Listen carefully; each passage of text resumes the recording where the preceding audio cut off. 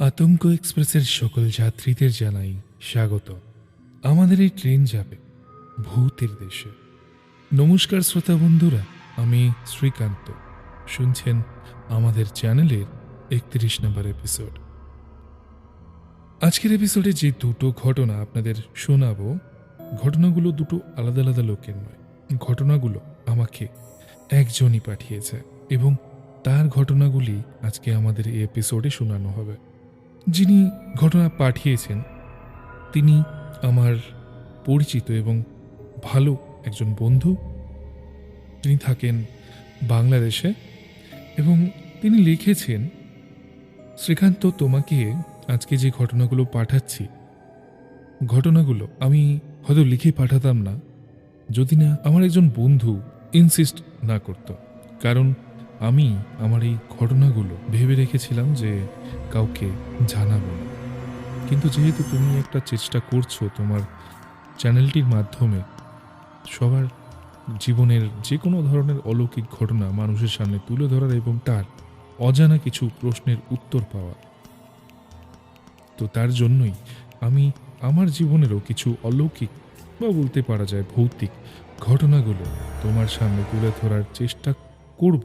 তার জন্যই তোমাকে আমি ঘটনাগুলো লিখে পাঠালাম। তো যাই হোক, বেশি দেরি না করে সরাসরি আমি ঘটনায় আসছি।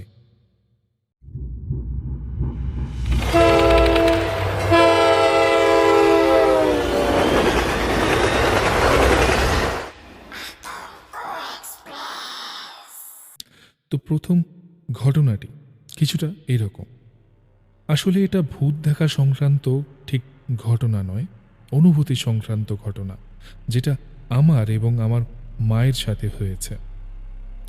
এই ঘটনার ব্যাকগ্রাউন্ড সম্পর্কে আগে একটু বলে দিই। আমার পাশের বাড়ির দাদার একটা অভিজ্ঞতার কথা বলতে গিয়ে একটা বইয়ের নাম বলেছিলেন। তিনি বলেছিলেন এই বইটা যাদের কাছে থাকে তারা নানান ধরনের প্যারানর্মাল অনুভূতির মুখোমুখি হন। তিনি নিজেও হয়েছিলেন। আগ্রহের বশে আমি নেটে সার্চ দিয়ে ডাউনলোড করার চেষ্টা করি, কিন্তু কেন জানি না ৩ পৃষ্ঠার বেশি নামাতে পারিনি। ওই ৩ পৃষ্ঠা পড়ে যা বুঝলাম, এতে জিন আর শয়তানদের সম্পর্কে নানান ধরনের তথ্য দেওয়া হয়েছে। ঘটনার দিন রাত্রেবেলা প্রায় ৩টার দিকে আমি আমার টেবিলে বসে বই পড়ছিলাম। আমার বাবা মা তাদের নিজেদের ঘরে আর আমার বড় ভাই গেস্ট রুমে ঘুমাচ্ছিল, তাই তার নিজের রুমটা ফাঁকাই ছিল। রাত প্রায় ৩:৩০টার দিকে আমি হঠাৎ একটা পায়ের আওয়াজ পাই। কেউ জোরে জোরে পায়ের আওয়াজ ফেললে যেমন আওয়াজ হয় ঠিক তেমনই। একটু পর আমি আমার ভাইয়ের রুমের দরজায় ঝুলানো ঝুনঝুনির আওয়াজ পাই, সেই সাথে ঠাস করে দরজা লাগানোর আওয়াজ পাই। বুঝতে পারলাম কেউ আমার ভাইয়ের রুমে গেছে। আমার ভাই নিজেই হয়তো রুমে গেছে এই ভেবে নিজেকে সান্ত্বনা দিই, কিন্তু আশ্চর্যের ব্যাপার হলো আমি কোনো আলো চোখে দেখতে পাইনি। খটকা লাগে এখানে। ভাইয়া সাধারণত রুমে ঢুকলে লাইট জ্বালায়। ব্যাপারটা দেখতে আমি ভাইয়ের রুমের দিকে যাই। গেস্ট রুমের পাশ দিয়ে যাওয়ার সময় দেখি ভাইয়া সেখানে ঘুমাচ্ছে। তার মানে ভাইয়া তার রুমে যায়নি। বাবা মার রুমের সামনে গিয়ে দেখি তারাও ঘুমাচ্ছে, অথচ ভাইয়ার রুমের দরজা তখন বন্ধ ছিল। আমি বেশ ভয় পেয়ে যাই। কে গেল তাহলে সেই রুমে? আমি আবার আমার টেবিলে ফিরে গিয়ে পড়তে বসি। ভাবি হয়তো না ঘুমানোর কারণে এমন হয়েছে। হঠাৎ আবার রুমের দরজা খোলার শব্দ পেলাম। আমি আবার রুমের বাইরে তাকিয়ে কান খাড়া করে রাখি। শুনলাম কে জানি ধপধপ করে এগিয়ে আসছে। একটু পর পাকঘরের পর্দা উঠতে দেখলাম। তার মানে কেউ একজন পাকঘরে ঢুকেছে, কিন্তু কোনো লাইট জ্বলল না, আবার কোনো আওয়াজও হলো না। আমি সময় নষ্ট না করে ঘুমিয়ে পড়ি। ওই দিন আমার মা তাহাজ্জুদের নামাজের আদায়ের জন্য তাড়াতাড়ি উঠেন। তার একটা অভ্যাস হলো ঘর অন্ধকার করে নামাজ পড়া। তিনি আমার ভাইয়ার রুমে নামাজ পড়েন।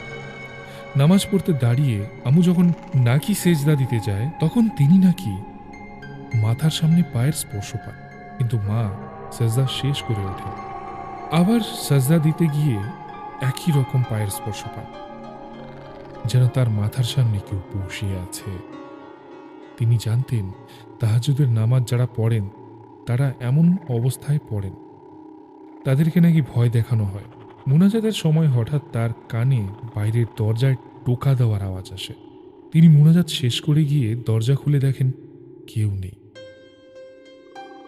তিনি সামান্য ভয় পেয়ে কুরআন শরীফ পড়তে বসেন, আর আবার সেই টোকার আওয়াজ পান, এবার বেশ জোরে জোরে। কিন্তু এবার তিনি উঠে যাননি, চুপচাপ কুরআন পাঠ চালিয়ে যান। কুরআন পাঠের প্রায় শেষের দিকে এমন সময় তিনি পাকঘরের দরজার সামনে একটা কালো বিড়ালকে দাঁড়িয়ে থাকতে দেখেন। বিড়ালটা তার দিকে এক নাগাড়ে তাকিয়েছিল। মা সেটাকে তাড়ানোর জন্য চেষ্টা করেন, কিন্তু সেটা যায় না। তিনি যা বুঝার বুঝে যান। এটা কোনো স্বাভাবিক বিড়াল মনে তো হচ্ছিল না। মনে হয় যেন সেটা মার কুরআন তালাওয়াত শোনার জন্য বসেছিল, কেননা কুরআন পাঠ শেষ হওয়ার সাথে সাথেই সেটা চলে যায়। মা সেটার পিছু নিয়ে পাকঘরে ঢুকে দেখেন পাকঘরের জানালা বন্ধ, ভিতরে ঢোকার সামান্যতম জায়গা নেই। সেদিন আমি আমার কম্পিউটার থেকে ইন্টারনেট থেকে নামানো সেই বইয়ের ৩ পৃষ্ঠা ডিলিট করে দিই। তারপর থেকে এরকম কোনো অস্বাভাবিক ঘটনা আমাদের বাড়িতে আর ঘটেনি।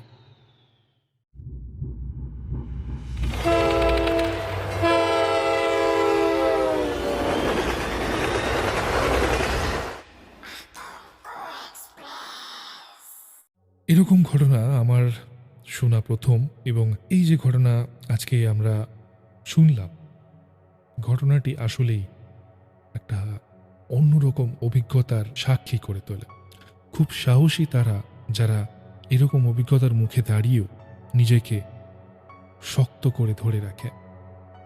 যাই হোক, এরপরে আমরা আর বেশি দেরি করছি না, সরাসরি আমাদের পরবর্তী ঘটনায় যাওয়া যাক।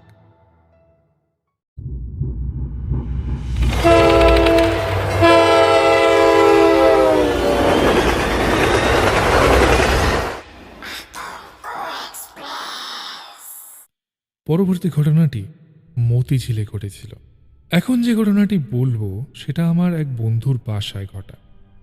তারা যে বাসাটিতে ভাড়া থাকতেন সেখানে আগে একটা পরিবার থাকত। তা প্রায় ১০-১২ বছর আগে এক ঈদে পরিবারের যিনি কর্তা তিনি বিশেষ প্রয়োজনে কুমিল্লায় যান। যাবার পথে তার বাস অ্যাক্সিডেন্ট করে, এতে ওই বাসের সবাই মারা যায়। লোকটাকে মুমূর্ষু অবস্থায় হাসপাতালে ভর্তি করা হলে সেখানে তিনি মারা যান।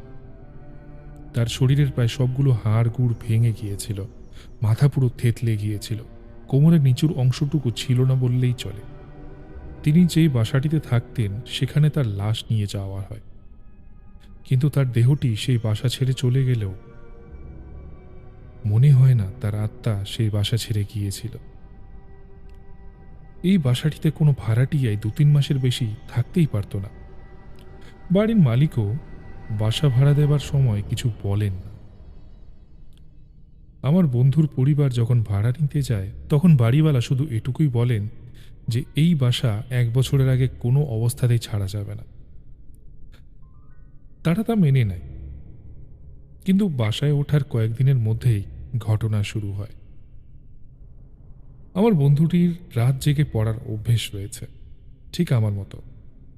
একবার রাত ৩টের দিকে সে পড়ছিল, কারণ মাঝে মধ্যেই আমরা একসাথে পড়াশোনা করতাম এবং সারা রাত জেগে পড়াশোনা করতাম। তো আমাদের মোটামুটি ভোর ৪টে-৫টে পর্যন্ত জেগে পড়াশোনার অভ্যেস রয়েছে। তো এরকমই একদিন হঠাৎ তাদের বারান্দার শেষ মাথায় ধপধপ ২টা আওয়াজ হয়। ভুল শুনেছে ভেবে বন্ধুটি আবার পড়ায় মন দেয়। এবারও একই ঘটনা। এবার সে বারান্দায় তাকায়।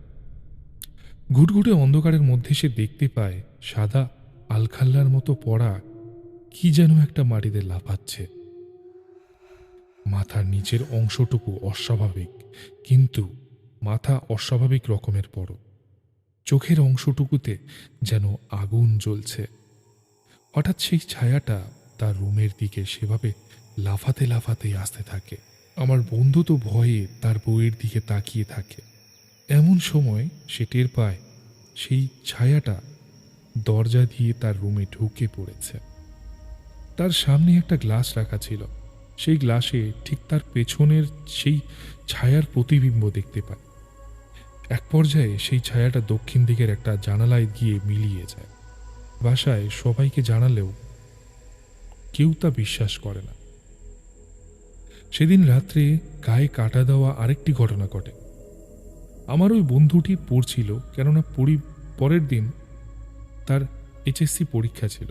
এমন সময় সে আবার পায়ের আওয়াজ পায়। সে বুঝতে পারে কিছু একটা রুমে ঢুকেছে। এবার সে সাহস করে পিছনে তাকায়, দেখতে পায় তার বিছানা অর্ধেক হুট করে দেবে গেছে।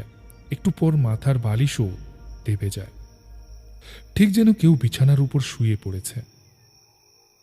আরও অদ্ভুত ব্যাপার হলো, তার বিছানাটা একটু পর পর কাঁপছিল, যেন ভূমিকম্প হচ্ছে।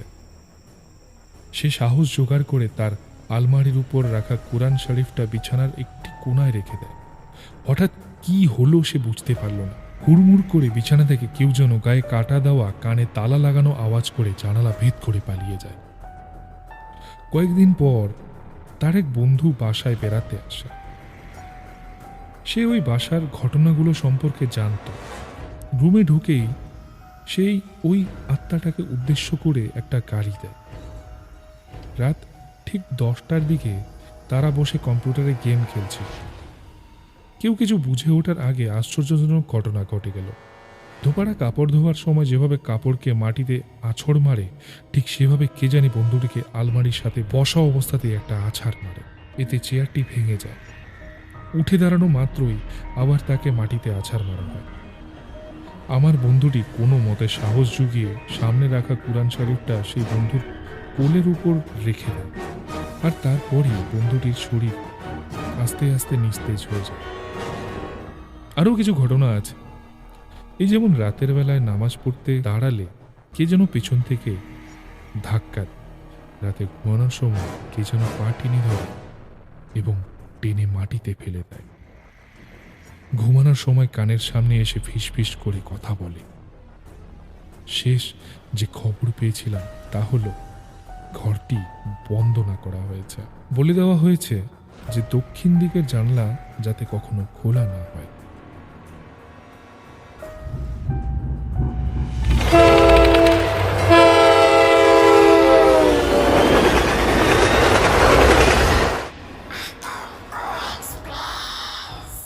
তো এই ছিল আমার বন্ধুর লেখা দুটি ঘটনা।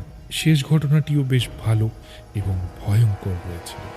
এবং ঘটনাটি যখন আমি রেকর্ড করছি, আসলে অদ্ভুত কথা মানে বলতে কি, যখন রেকর্ড করছি ঠিক একটা আলাদা আমেজ এবং আলাদা একটা পরিবেশ সৃষ্টি হয়।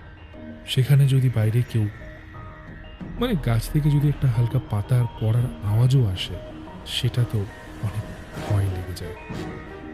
তো আমার একটু আগে সেই একই ধরনের এক্সপিরিয়েন্স হয়েছে।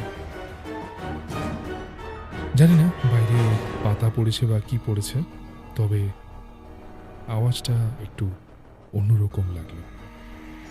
যাই হোক, আপনাদের কেমন লাগলো ঘটনাটি আপনারা জানাবেন, এবং আমাদের পাশে থাকতে হলে ওই লাল বোতামটিকে দাবিয়ে গ্রে করে দিন।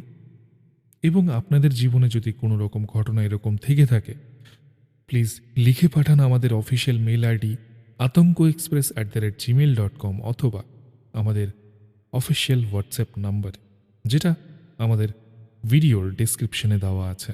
তো আপনাদের মতামত জানাতে ভুলবেন না। দেখা হবে এরকমই একটা ভিডিওতে পরবর্তীতে। ততক্ষণের জন্য ভালো থাকবেন এবং শুভরাত্রি।